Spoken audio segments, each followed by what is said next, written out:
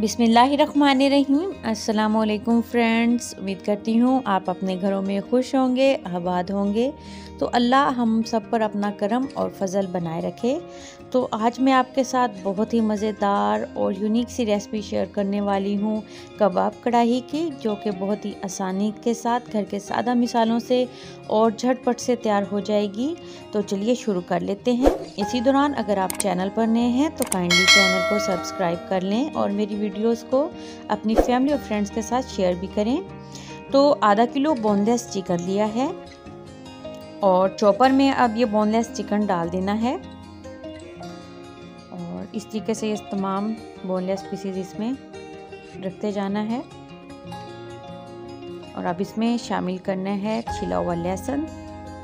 ये 15 से 20 कलियां हैं लहसुन की, और अदरक डाल देनी है और 3 से 4 हरी मिर्चों को इस तरीके से काट लेना है और वो डाल देनी है।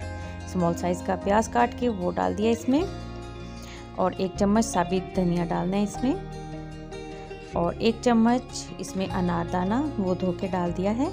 2 चम्मच भुना हुआ बेसन डाल देना है और ये देखिए इसको अच्छे से पीस लिया है। और अब इसमें कुछ मसाले भी शामिल करने हैं, जैसा कि 1 चम्मच इसमें नमक का शामिल करना है और आधा चम्मच सुरख मिर्च पाउडर का इसमें अब डाल देना है। और अब इसमें डालना है आधा चम्मच काली मिर्च का पाउडर, और ये अब इसमें डाल देना है 1/4 चम्मच हल्दी पाउडर। तो बस अब चॉपर चलाकर इसको अच्छे से मिक्स कर लेना है। और अब ये देखिए कि ये अच्छे से मिक्स हो गया। हाथ पे हल्का सा ऑयल लगा लिया है और अब 1 चम्मच लिया है, उस पे इस तरीके से थोड़ा सा लेकर और हाथों की मदद से इसको कबाब की शेप दे लेनी है। ये देखिए ये कबाब बनकर तैयार हो गया। इसी तरीके से तमाम कबाब बनाते जाना है। इस साइज़ के कबाब बनाने हैं ताकि ये टूटे ना। तो कढ़ाई में सबसे पहले कुकिंग ऑयल का डाल लेना है और अब इसमें जो कबाब बनाए हैं ये रख देने हैं। फ्लेम मीडियम टू हाई कर देना है और इसको फ्राई कर लेना है तकरीबन 5 से 10 मिनट के लिए। ये 5 मिनट में ही बहुत ज़बरदस्त सा इन पे कलर आ जाएगा। और ये इस साइज़ किस लिए बनाने हैं ताकि ये टूटे ना। बहुत बड़े कबाब तो पकाते हुए टूट जाते हैं, इस साइज़ के बहुत ज़बरदस्त से पक जाएंगे। अब ये फ्राई हो गए, अब इनको निकाल लेना है। उसी ऑयल में 1 लार्ज साइज़ का बारीक कटा हुआ प्याज डाल देना है और मीडियम टू हाई फ्लेम पर इसको लाइट गोल्डन कर लेना है। अब इसमें 1 बड़ी इलायची और 1 टुकड़ा दालचीनी का डाल देना है।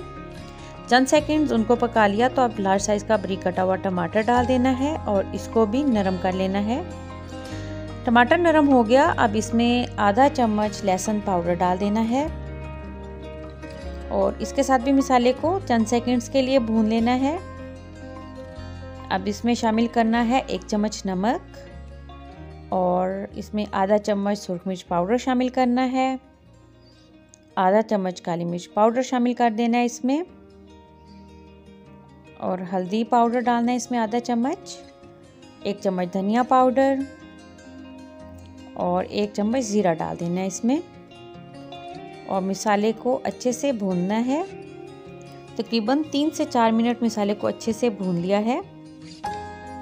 और अब इसमें शामिल कर देना है 1 कटोरी फेंटा हुआ दही। तो इसके बाद भी मसाले को भून लेना है अच्छे से। तो ये देखिए अच्छे से मसाले को भून लिया, घी अलग हो गया मसाले का। तो इसमें फ्राई किए हुए कबाब्स डाल देने हैं और ये भी अच्छे से मसाले में इनको भी पका लेना है। तो तकरीबन 5 मिनट के बाद ज़बरदस्त सा मसाला भुन गया। अब इसमें 4 से 5 कटी हुई हरी मिर्चें डाल देनी है और इसके साथ भी मसाले को भून लेना है। इसमें आधा चम्मच गरम मसाला पाउडर शामिल किया है। अच्छे से मिक्स कर लेना है इनको और इसके बाद फ्लेम लो कर देना है और इसको कवर कर देना है तकरीबन 5 मिनट के लिए, ताकि हरी मिर्चों की भी खुशबू और फ्लेवर आ जाए। और 5 मिनट के बाद बहुत ज़बरदस्त खुशबूदार कबाब कढ़ाई बनकर तैयार हो गई है। आप इस रेसिपी को लाजमन ट्राई करिएगा, आपकी फैमिली को ये बहुत पसंद आएगी। बहुत आसानी से कम मिसालों के साथ और कम वक्त में ये रेसिपी बनकर तैयार होगी। मिलते हैं न्यू रेसिपी के साथ। अल्लाह हाफिज़।